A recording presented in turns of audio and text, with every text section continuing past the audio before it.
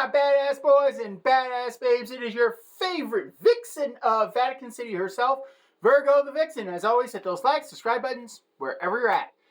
Today is the final part of our 3-part horror movie series. This one is called The Creatures of Earth. To define what I mean by that is any creature that was, representing Earth, living here, born here, created here. So that would include vampires, but not limited to vampires, werewolves. Classic movies like The Mummy, Creature of the Black Lagoon. Let's see here. We can throw in any creature from any cultural lore that just somehow being made into a movie. So today, I am going to trash some of the worst horror movies in this category. And of course, I've already done a social satire video on this one, but because this movie, in my opinion, this is just my opinion, is so bad and so terrible, we're going to trash it a little bit again, and we're going to start with the whole Twilight Saga. If you're one of these people who like the Twilight Saga, God bless you. Me, on the other hand, I hate it. I think it is a piece of shit. Why do I think it's a piece of shit? Here's the premise of a movie. A 110-year-old virgin who trolls high school girls looking for the perfect match. Seriously, where is Chris Hansen with a stack of emails when you need the guy, okay? Then she has this, triangle love affair with her and some werewolf. I mean, the werewolf, in my opinion, was better looking, but hey, to each their own. They get married, she becomes a vampire, she has a kid, and this movie is total in my opinion, just total pervy from the start, from the guy who was the vampire, trolling for a 110-year-old virgin, trolling for high school students, to the fact that the werewolf at the end, her love crush there, is in love with their daughter since the time she was born. Okay, seriously, you can watch that video, but it is total pervy, all right? With that aside, let's move to the next video or next movie that I am going to trash. And that is probably one of the worst movies rated of all time, and that's The Attack of the Killer Tomatoes, okay?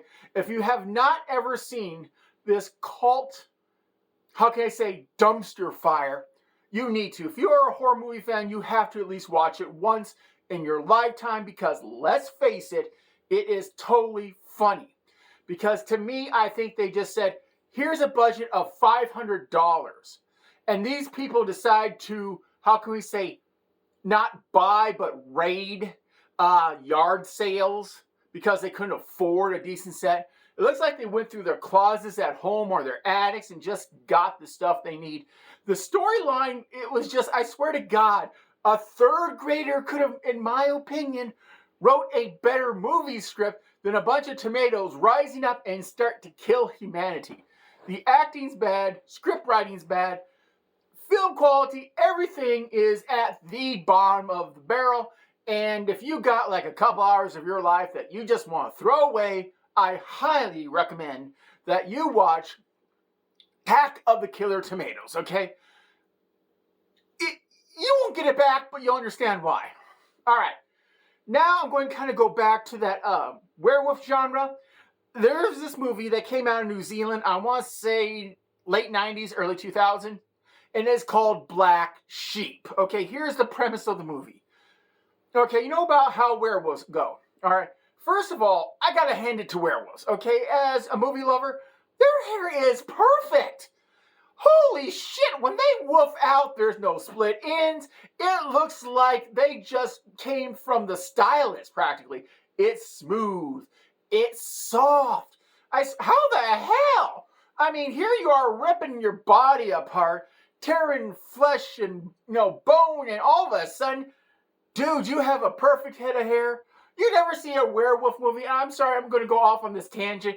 But seriously, I have yet to see a werewolf movie where the werewolf, his hair is out to here. Oh no, it's slicked back. It's good. It's like he just took this magic conditioner, rubbed it all over his fur as he's transforming. It pisses all the women off, because I can tell you right now, when we get out of bed, our hair is going 6 different directions, none in the same way. We got one here, one here, one here, one here, one here, and then something in the back that's doing this I don't know what to call it other than this Twilight curl. And here, the werewolf, wolf's out, and all of a sudden it's like, holy shit, damn! Who's your stylist, brother? Anyways, now let's focus back on the movie Black Sheep. Okay, you know how in the werewolf movies, if you get bitten or scratched or something, you start to become a werewolf. Okay, keep that premise in mind for Black Sheep. In this movie, that's what happens. There's this kind of ravenous sheep, and this took place out of New Zealand. All right? You would get bitten, and you would turn into one of these ravenous sheep creatures. I kid you not. It is that dumb. It is hilarious. Oh my God. It's like, I don't know who came up with this piece of, let's just say, dumpster fire going off a cliff into a burning canyon kind of movie, but damn, it was stupid. It is stupid. And again, you have a couple hours to waste. Check out Black Sheep. All right, but I think I'm going to save the worst horror movie for last in this video. And the movie is called Sasquatch, okay? Here, and I gotta tell you, everything about this movie is like at the same level of Rotten Tomatoes. It's just really down there. It's nothing. It is just total crap garbage. Okay, the idea is not bad. Okay, here's the idea. It's not terrible. I'm not saying it's good, but it's not terrible. A plane crashes. Okay, nothing wrong with that. Good start to a horror movie. Plane crashes in the middle of nowhere. Except the middle of nowhere is the deep woods of Washington State. Okay, new angle. We're going to just basically take all the horror movie stuff from New England and we're going to shove it on the West Coast. Or so you think. Anyways, here's what happens. In the descent of the plane, as it's crashing, it kills a Bigfoot. I kid you not. I mean, Bigfoot, sorry, dude, seriously. What the hell? You see a big fireball coming to the sky, and this Bigfoot here is looking like, catch. Dumbass, you deserved it at this point, okay? But anyways, the plane hits a Bigfoot, all right? A young Bigfoot. Again, no offense, but hey, he deserved it, all right? And so his mother goes on a killing rampage to avenge her son's death. It's not like she's going after the people who did it, just anyone. I'm not kidding you. And it has like two qualities of film, like 8mm and 20mm film. I think there should be like whoever made this movie, if you ever watched it or if you ever rented it, it should have came with an apology letter from the director saying, I'm sorry I made this piece of shit. I'm sorry that you rented it or was forced to watch it. And just, have this long list of how, heartfelt sorry, and I was forced to, and it should say something along the lines, I was forced at gunpoint, I didn't do this on my own will, even though it looks like I did. Like I said, even though it did have, at that time, a Lance Hendrickson, a good actor from the horror genre, but the problem is, script writing sucked, movie director, editing, everything was just, at best, the same level of the attack of Killer Tomatoes. All right, well, I want to wrap this up kind of on a more positive note because I kind of trashed several movies, but I want to leave one movie that I've enjoyed from a very young age. I'm a black and white. I love black and white horror movies. All right, and that is Bela Lugosi's version of Dracula. All right. I love Vincent Price. I love Bela Lugosi. Carlos Borloff. Sorry, I can't think of his name. But I love the old black and whites. To me, that's when you didn't have the special effects like you did, where the actors and actresses had to bring a certain je ne sais quoi to the character they were.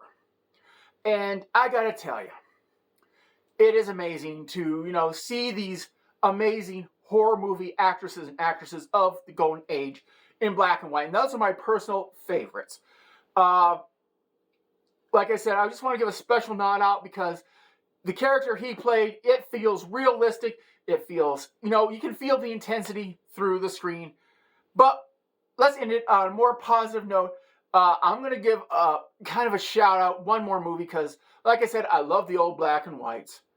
But a recent horror movie I truly love, and it was well done.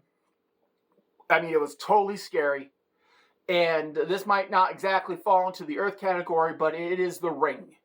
The original Ring movie, it was well written, well directed, great plot twist, and it just was one of those thriller movies where you think you know everything, and then all of a sudden it twists around, and you realize there's more to the story. So, whatever kind of horror movies you like, whether it be zombies, creatures from the stars, or earthbound creatures, whatever horror you love, I say it's not, well, I can't say that. I'll just say, just grab your popcorn, kick back, turn it on, have a good time. Hopefully you enjoyed this 3-part series. Anyways, who's your vixen then? Bye-bye.